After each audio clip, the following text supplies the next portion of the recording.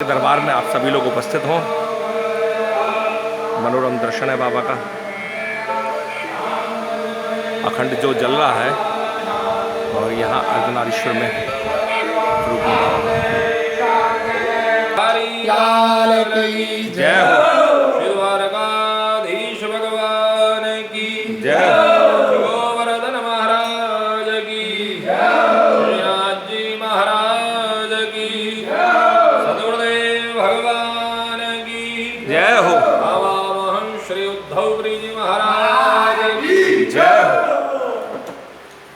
ओम नमः पार्वती पतये हर हर महादेव हर हर महादेव हर हर महादेव।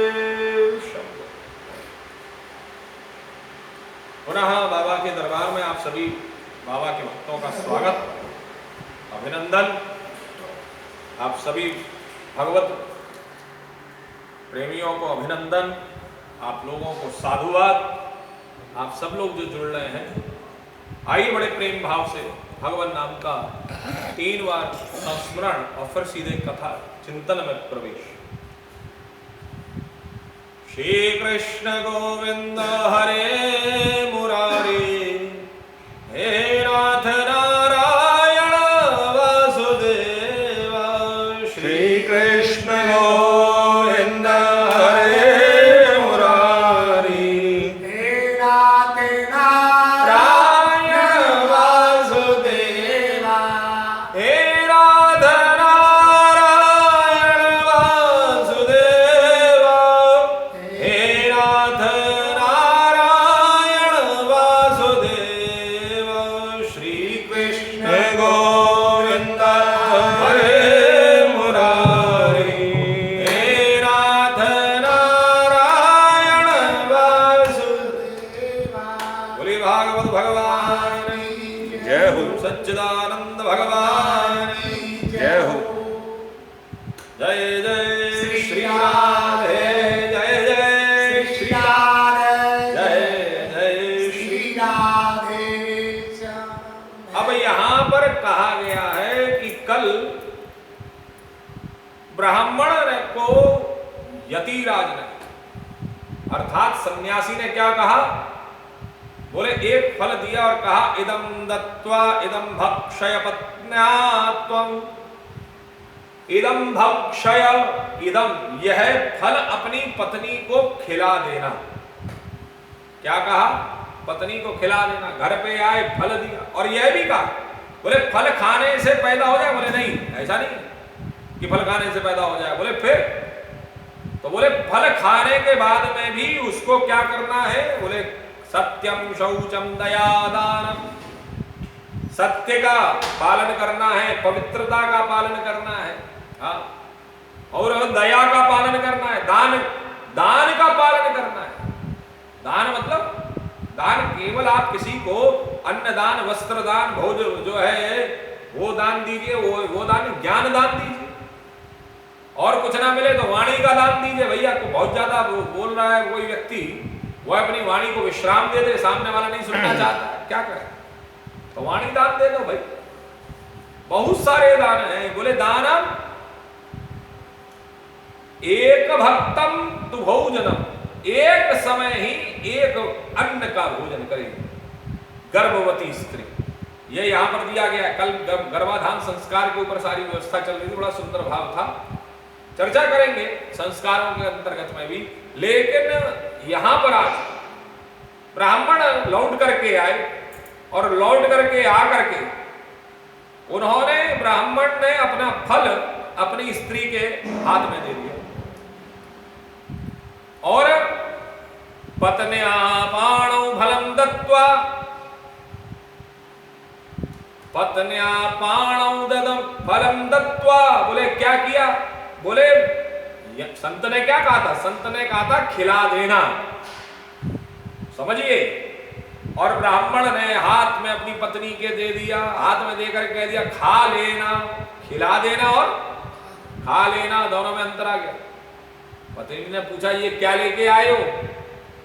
तो बोले अरे भाई किसी संत ने हमको फल दिया है। और फल अगर दिया है तो ये फल खा लो। अच्छा, नियम संत ने क्या कहा था? संत ने कहा था खिला देना। संत ने क्या कहा? खिला देना। और पत्नी को संत जो है, संत के द्वारा दिया गया फल ब्राह्मण ने आकर के हाथ में दिया तो पत्नी ने 100 बातें करी। कहां से ले आए हो, कैसे ले आ रहे, तुम्हारे पास में यही काम धंधा है, तुम्हें तो लोग ऐसी मूर्ख बना के चले जाते। उसने अंत में वो फल उसके हाथ में रख दिया और बोले क्या कहा? बोले इस फल को खा लेना, स्वयं यातस्तु कुत्रचित्, और अपना वह ब्राह्मण स्वयं में कहीं चला गया, कहीं चला गया। अब जरा विचार करिए, वो धुंधली क्या विचार करती है? धुंधली विचार करती है, अपनी एक सखी से कहती है, अरे सखी मुझे तो बड़ी चिंता हो गई। वो सखी ने कहा क्यों, क्या हो गया? बोले फलम चाहम न भक्षते, मैं फल को नहीं खाना चाहती। अच्छा, क्यों नहीं खाना चाहती है? बोले फल खाने से गर्भ रहेगा और गर्भ से पेट भर जाएगा, फिर कुछ खाया पिया नहीं जाएगा, गर्भ से मेरी शक्ति क्षीण हो जाएगी, तब बता घर का धंधा कैसे होगा? और दैववश कहीं ईश्वर ना करे गांव में डाकुओं का आक्रमण हो गया तो मैं गर्भ के साथ में भागूंगी कैसे? और यदि सुखदेव जी की तरह ये भी कह दिया, ओहो, इसका मतलब ये कथा उससे पहले की सुन, मतलब ये कथा उससे पहले हुई। बोले कहीं सुखदेव जी की तरह ये गर्भ में ही पेट, ये गर्भ भी पेट में रह गया तो इसे बाहर कैसे निकाला जाएगा? और कहीं प्रसव पीड़ा के समय में यह टेढ़ा हो गया यह टेढ़ा हो गया तो फिर प्राणों से भी हाथ धोना पड़ेगा, प्राणों से भी हाथ धोना पड़ेगा। और यों भी मैंने सुना है कि प्रसव में बड़ी भयंकर पीड़ा होती है, और मैं सुकुमारी भला ऐसी भयानक पीड़ा को कैसे सह सकूंगी? मैं तो दुर्बल पड़ जाऊंगी, और दुर्बल पड़ जाऊंगी तो क्या होगा? और मुझसे बोले जब मैं दुर्बल पड़ जाऊंगी तो मेरे घर में ननद आदि आ जाएंगी, और मेरे घर में जब ननद रानी आ जाएंगी तो मेरे घर का सब माल पानी साफ कर देंगी, सब ले जाएंगी अपने साथ में। हाँ, इनको तो वैसे भी अपनी बहन जी बड़ी प्रिय है। बोले और बोले मुझसे ये सत्य, शौच, दया, दान आदि कर्म होता नहीं है। और बोले जब जो स्त्री बच्चा जनती है उस बच्चे के लालन पालन में भी बड़ा कष्ट होता है। मेरे विचार से तो बंध्या,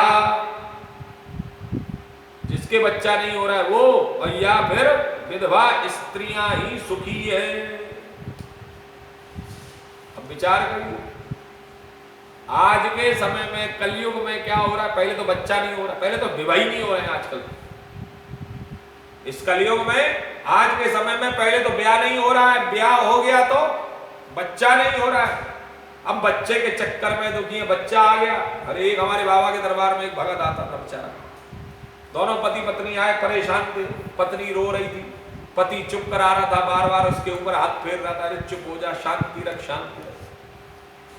मैं बाहर खड़ा था, मैंने पूछा क्या हुआ? अरे बोले महाराज जी क्या बताएं, 9 महीने का पूरा गर्भ था, इसके 8 महीने का पूरा गर्भ था और पेट में मरा हुआ बच्चा पैदा हुआ।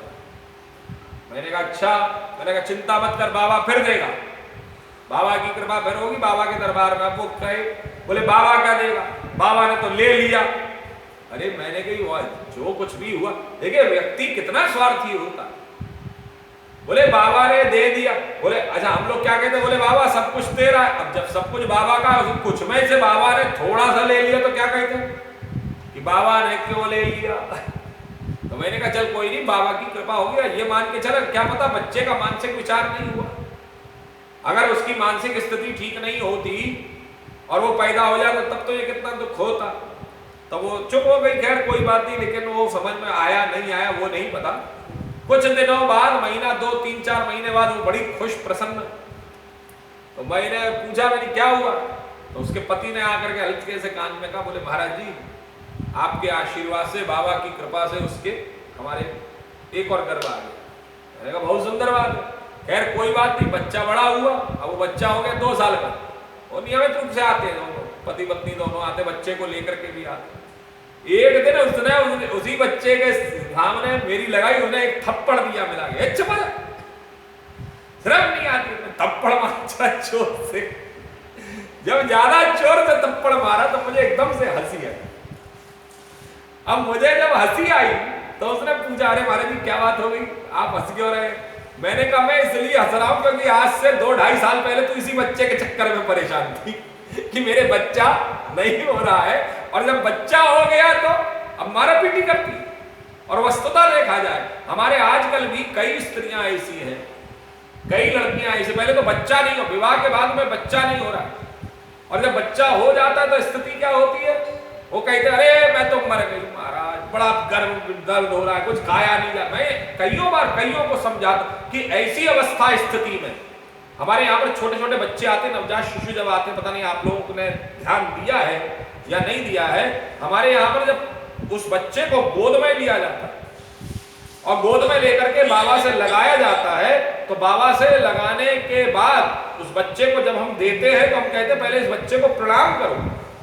यह बच्चा बच्चा नहीं रहा, यह बच्चा बाबा की कृपा का प्रसाद है, और जब ये बच्चा बाबा की कृपा का प्रसाद है, भगवत कृपा का प्रसाद है, तो अब ये भगवान का ही स्वरूप है। और जब ये भगवान का स्वरूप है तो कम से कम 5 वर्ष तक इसके ऊपर हाथ मत उठाओ, और कभी भी ये मत कहो अरे मैं तो परेशान आ गई इन बच्चों के मारे।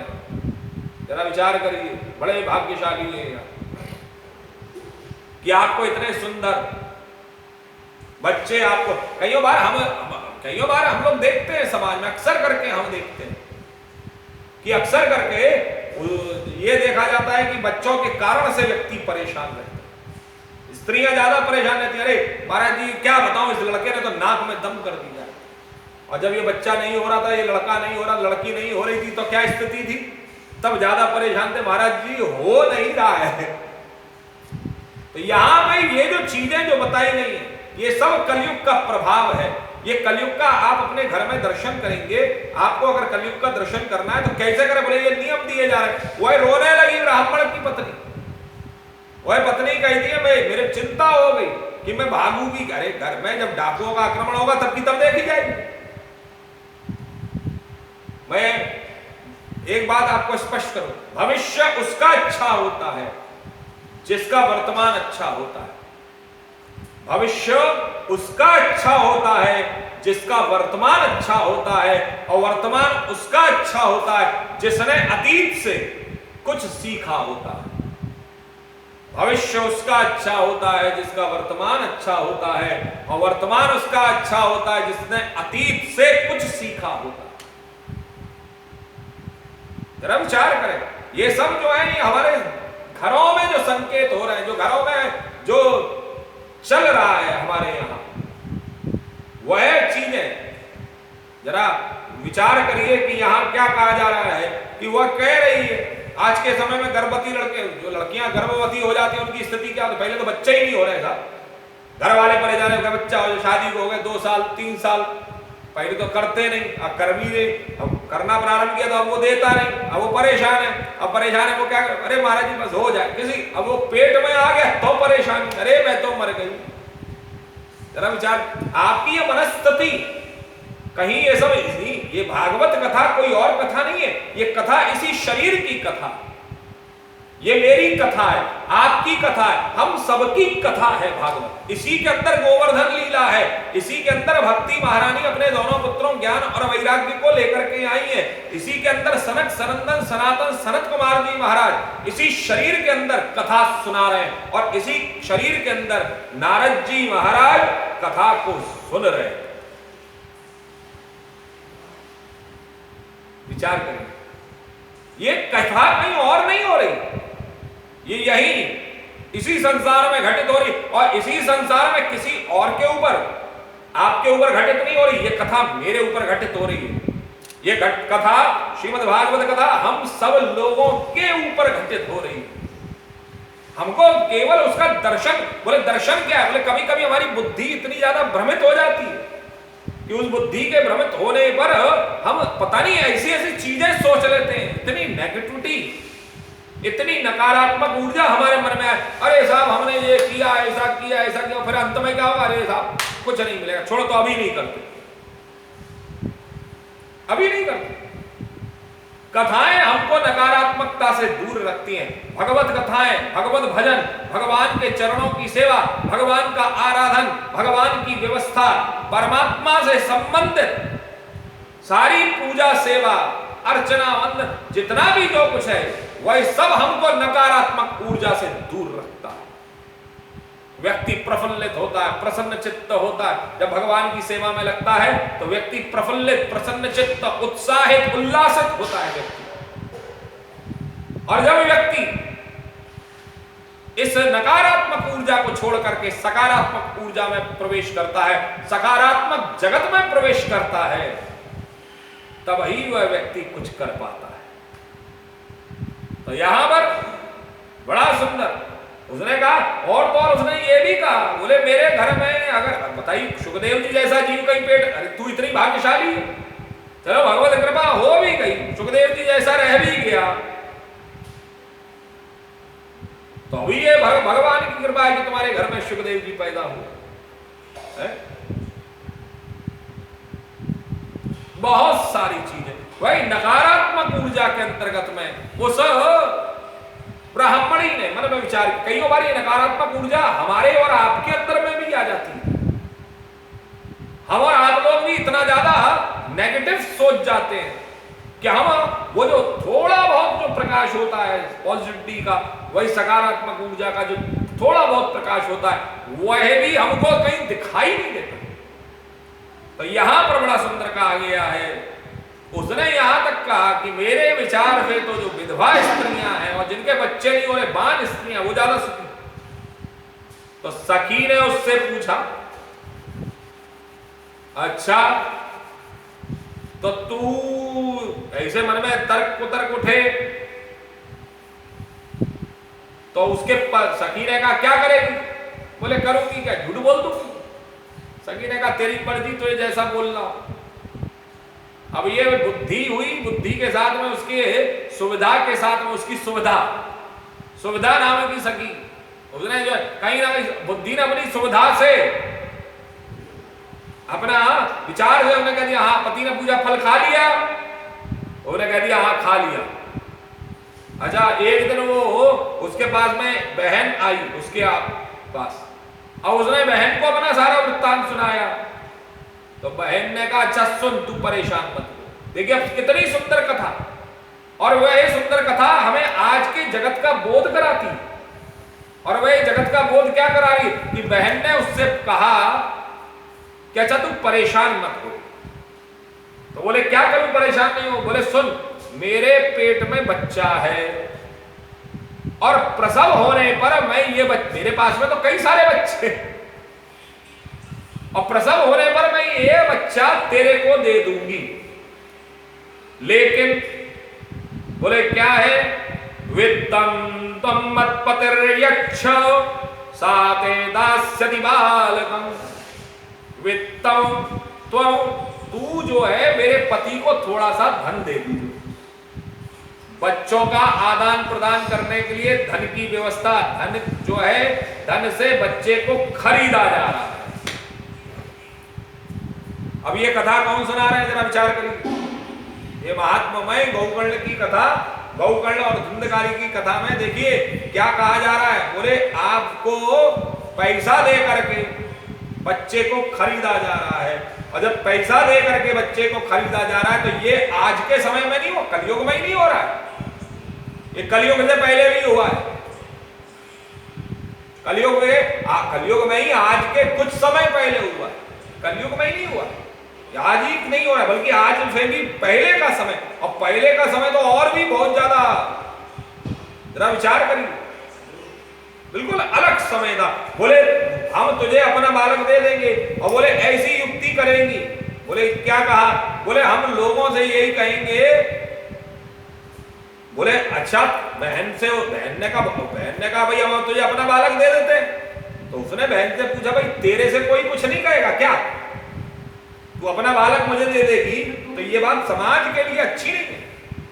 और जब समाज के लिए अच्छी नहीं है तो लोग तुझसे कुछ नहीं पूछेंगे।